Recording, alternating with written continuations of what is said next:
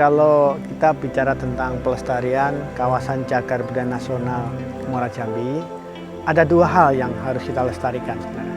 Yang pertama adalah terkait pelestarian fisiknya sendiri, tinggalan arkeologinya yang ada di sini ya.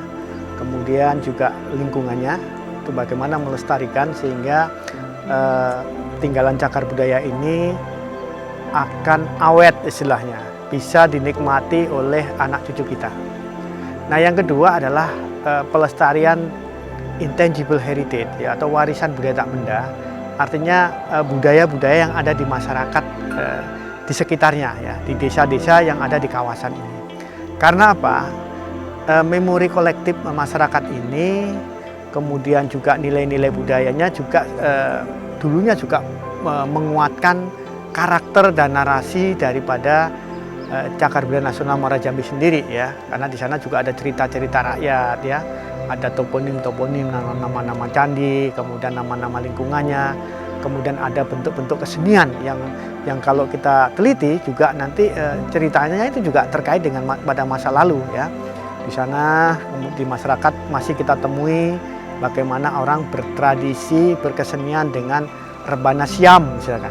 Nama-nama rebana Siam ini kan mengingatkan kita. Siam itu sebuah negeri yang ada di Asia Tenggara daratan yang tidak jauh juga dari daratan yang ada di Sumatera. Nah, ini ikatan-ikatan ini penting. Jadi pelestarian ada dua ya, fisiknya atau tangible heritage dan intangible heritage.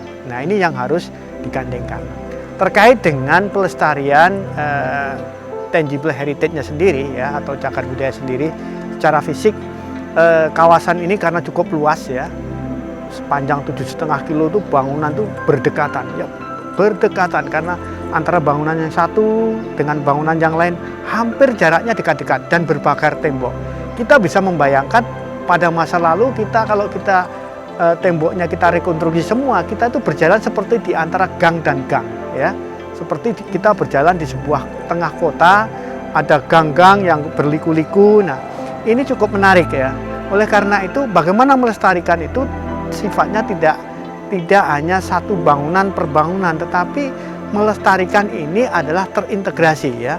Kawasan ini harus kita lestarikan semua. Artinya kalau kita bicara pelestarian, tidak hanya pelindungannya saja, tetapi juga ke pengembangan dan pemanfaatan. Oleh karena itu, zona-zonanya pun kita bagi. Yang pertama ada yang namanya zona inti. Ya, zona inti adalah tempat di mana cagar budaya itu berdiri, tempat di mana cagar budaya itu ditemukan, dan tempat di mana cagar budaya itu kontekstual dengan keadaan yang sekarang. Nah, ini kita sebut dengan zona inti ya. Nah, kemudian agak keluar sedikit adalah zona pengembangan dan pemanfaatan.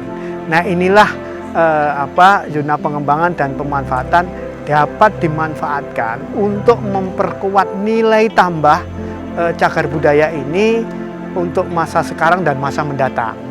Misalkan untuk menambah bagaimana supaya cagar budaya ini untuk bisa mensejahterakan masyarakat, mungkin ini sebagai tempat juga wisata budaya. Bagaimana menguatkan cagar budaya ini untuk pembentukan karakter bangsa, maka di situ kita bisa membangun misalkan semacam galeri, museum, dan seterusnya. Nah, kemudian juga bisa juga ini untuk membangun laboratorium ya, untuk pusat-pusat penelitian. Nah, ini di zona pemanfaatan dan pengembangan kita bisa gunakan itu. Nah, ini cukup unik. Nah, sebenarnya kalau kita bicara pelestarian ini, sebenarnya pelestarian ini sudah dari dulu sudah kita laksanakan. Artinya di desa-desa ini kita lestarikan tradisinya ya, tradisi Melayu ya. Kalau kita lihat secara fisik rumahnya panggung ya, kemudian kesenian Melayu. Sementara yang dari masa yang lebih dalam, yang masa lalunya ada bangunan candi. Nah, bagaimana menyandingkan, melestarikan desa-desa tradisional Melayu ini dengan cagar budayanya sendiri, ini cukup menarik.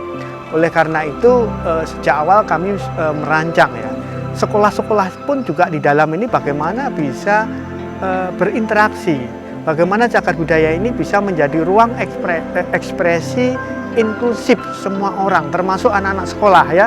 dia bisa mengenal nilai penting dari cagar budaya ini ya. Bahkan kalau nanti ada program ya, sekarang sudah digaungkan oleh Kementerian Pendidikan dan Kebudayaan, Riset dan Teknologi, namanya Sekolah Penggerak. Nah ini mungkin ini bisa diintegrasikan bahwa cagar budaya ini juga bisa sebagai laboratorium lapangan daripada sekolah-sekolah yang ada di sekitarnya ya. Baik itu SD, SMP, kemudian SMA, sanawiyah, ya aliyah yang ada di sini. Nah ini cukup menarik kalau kita bisa mengkreat bahwa pelestarian ini adalah terintegrasi, tidak hanya pelestarian fisiknya, tetapi juga pelestarian intangible heritage-nya, bahkan sosial budaya yang ada di masyarakatnya. Nah ini mudah-mudahan kita dengan secara fisik membagi zona-zona ini nantinya bisa kita terapkan, dan tentu saja orientasinya tetap satu, bagaimana cagar budaya ini pelestariannya memberi manfaat yang sebesar-besarnya kepada masyarakat sekitarnya.